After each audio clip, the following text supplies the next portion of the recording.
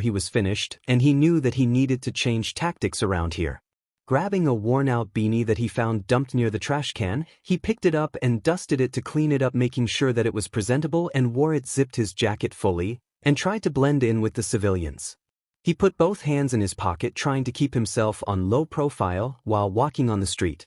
He continued to walk and found himself in a DISCRETION company for fresh produce. He purposely bumped into one of the staff who just finished his shift and apologized, but not before he took his ID card and entered the gate.